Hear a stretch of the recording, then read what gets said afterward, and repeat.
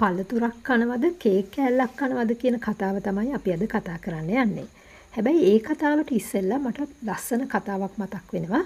අපරාධ විද්‍යාව පිළිබඳව පශ්චාත්තුපාදී ඩිප්ලෝමාවක් හදාරන කාලේ අපරාධ විද්‍යාව උගන්වපු සර් කෙනෙක් අපිට කිව්වා අපේ වයසට වඩා වැඩිමල් පරම්පරාව ගත්තොත් එහෙම අපි දන්න ප්‍රමාණයට වඩා පළතුරු වර්ග විශාල ප්‍රමාණයක් ඒගොල්ලෝ අඳුරනවා කියලා. ඒ වගේම ඊට වැඩිය විශාල පළතුරු වර්ග ප්‍රමාණයක් ඒගොල්ලෝ කාලා තියෙනවා හෝ අනුභව කරලා තියෙනවා.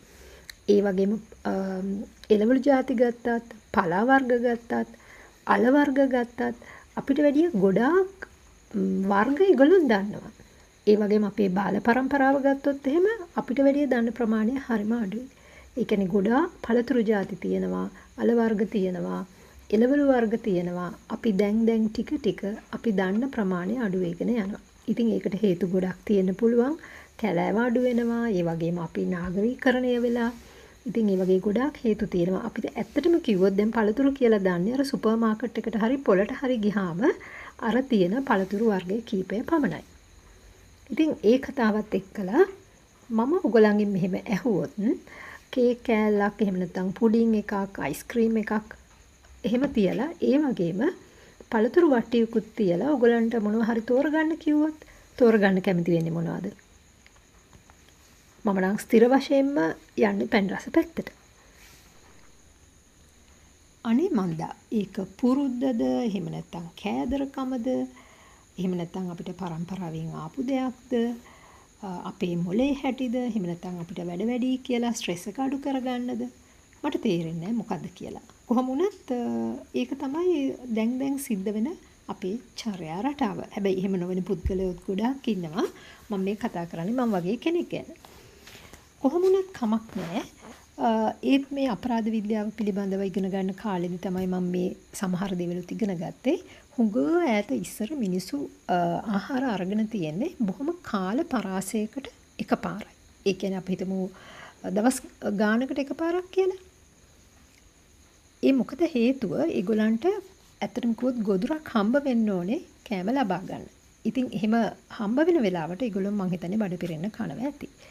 ඊට පස්සේ මොකද වුනේ කාලය ගත වෙද්දී එන්න කෑම කන ප්‍රමාණය වැඩි වුණා. ඒ වගේම වාර ගාන වැඩි වුණා. ඇත්තටම කිව්වොත් වාර ගාන තමයි වැඩි වෙන්නේ. ඉතින් අද වෙනකොට මොකද වෙන්නේ? අපි ඇත්තටම කිව්වොත් දවසකට 3 පාරක් නෙමෙයි අනිවාර්යයෙන්ම 5 පාරක්වත් කාලා එහෙම නැත්නම් සමහරක් වෙලාවට ගත්තොත් එහෙම හැම වෙලාවෙම කකා ඉන්න තරමට අපිපත් වෙලා තියෙනවා.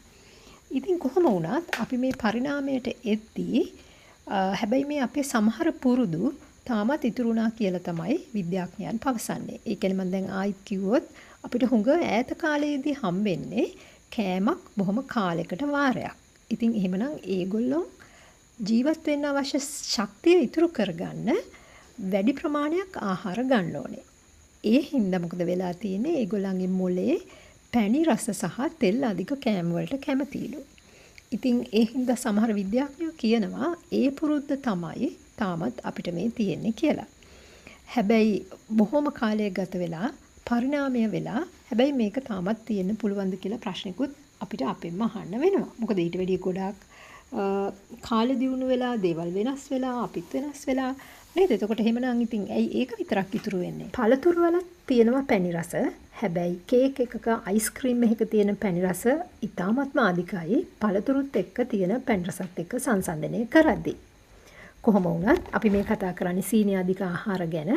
අපි මේ සීනි අධික ආහාර ගත්තහම අපේ මොලේ ප්‍රසාද මධ්‍යස්ථානයේ එහෙම නැත්නම් බ්‍රේන් රිවෝඩ් සිස්ටම් එක උත්තේජනය වෙනවා. එහෙම උත්තේජනය වුණයින් පස්සේ අපිට බොහොම සන්තෝෂය දනවන රසායන ද්‍රව්‍ය නිකුත් වෙනවා. එතකොට මොකද වෙන්නේ?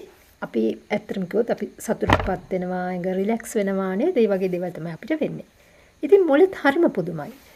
අපිට එකපාරක් සතුට දැනෙන දෙයක් සිද්ධ වුණොත් මොලේ ඊළඟ පාරත් ඒ දෙම කරන්න කියලා අපිට පුරුද්දක් ඇති කරනවා. මම මේ සරලව කිව්වට මේක බොහොම දිග ප්‍රොසෙස් එකක්. හැබැයි ඒක තමයි සිද්ධ වෙන්නේ.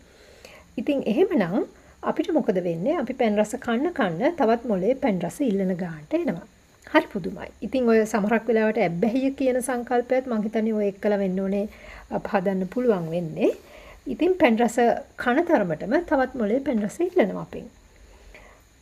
දැන් එහෙමනම් අපි බලමු අපි මේ වෙනකොට කාරණා දෙකක් ගැන කතා කරා. එකක් තමයි පරිණාමය හින්දා අපි තෙල් සහ සීනි වලට කැමති වුණා කියන එක.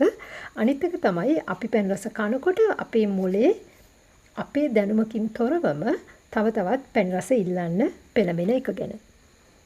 ඉතින් එහෙනම් අපි හරිම අහිංසකයිනේ එහෙමනම්. නේද? අපි කිසිම වරදක් කළා නැහැ නේ එහෙමනම්.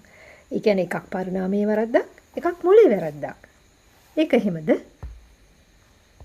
ඉතින් මොකක්ද ඒකට උත්තරේ? අපි වැරදිද? අපි වැරදි නැද්ද? අපි මෙහෙම හොයමු උත්තරේ ඒකට. මං හිතන්නේ මිනිසා කියන්නේ මොළයෙන් එහාට ගිය කෙනෙක්. අපිට මොළය විතරක් නෙමෙයි අපිට බුද්ධිය, ඒ වගේම තෝරා ගැනීමට දේවල්, හදවතක් නේද? ඒ සියල්ලම තියෙනවා. එහෙමනම් තීරණය අපේ අතේ. නැත්තම් අපිට මනුෂ්‍යයා කියන එකේ තේරුමකුත් නැහැනේ නේද? ඉතින් එහෙමනම් අපි ඒක මේ විදිහට හිතමුකෝ. මොලේ කියන්නේ බොහොම අධිබලති එන්ජින් එකක් නම් කාර් එකක තියෙන. ඒ කියන්නේ අපේ ඇඟ කාර් එකක් නම් ඒ කාර් එකේ තියෙන අධිබලති එන්ජින් එක මොලේ නම් මොකද වෙන්නේ? අපි හිතමු එන්ජින් එකට ඕන විදිහට යන්න ඇරියොත් කාර් එකට මොකද වෙන්නේ? විනාශයක්මයි. එහෙමනම් අපිට අපේ අත් දෙක තියෙනවා, බුද්ධිය තියෙනවා නේද? එහෙමනම් අපිට පුළුවන් මේ කාර් එක අධිබලති එන්ජින් එකට අවශ්‍ය විදිහට වැඩ කරන්න ඉඩ නොදී හොඳ දේවල් කරගන්න. ඉතින් එහෙමනම් අපිටත් ඒ වගේම අපේ මොලේ පාවිච්චි කරන්න හොඳටම ඉඩකඩ තියෙනවා. ඉතින් මේ කතාවත් එක්කලා ඉතින් අපි මේක මෙතනින් අතර කරමු. කොහොම වුණත් අපිට පුළුවන් අපේ පුරුදු පාලනය කරගන්න. ඒ වගේම තව දෙයක් ඒගොල්ලෝ කියලා තියෙනවා. අපේ දිවේ තියෙන රස අංකුර සාමාන්‍යයෙන් සති දෙකකට පාරක් වගේ අලුතෙන් වැඩෙනවලු. එහෙමනම් අපේ දිව අපි පුරුදු කරගත්තොත් සති දෙකක් වගේ කාලයක් පැන් රස අඩුවෙන් කාලා මං හිතන්නේ පුරුදු අපෙන් ගිලිහිලා යන්න හේතු වෙනවා ඇති.